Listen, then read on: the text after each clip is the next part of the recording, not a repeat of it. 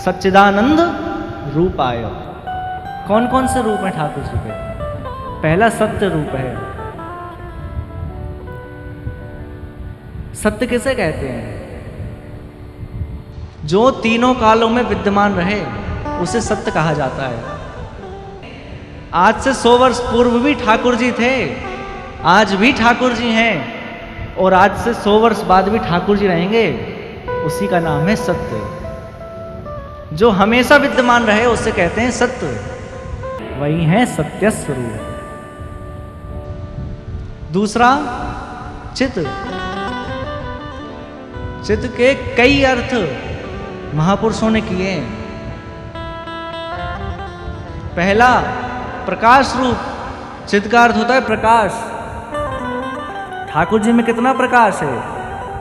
श्रीमद् भगवत गीता में लिखा है, दिवि सूर्य सहस्त्रस्य भवेद्युग पदुत्थिता यदि भासदृशी सा स्यात् भासस्तस्य महात्मना।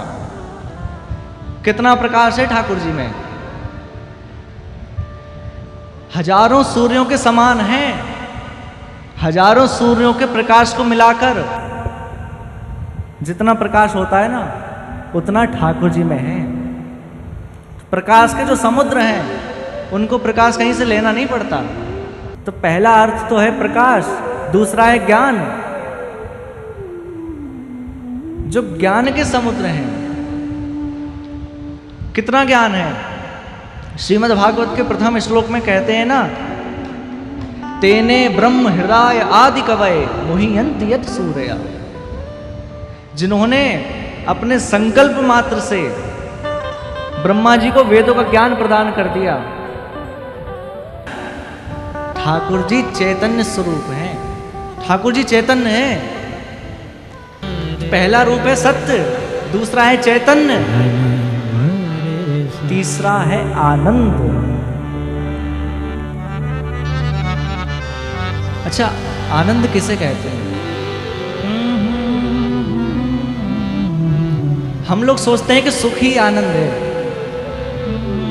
परंतु सुख और आनंद ही अलग अलग वस्तु हैं।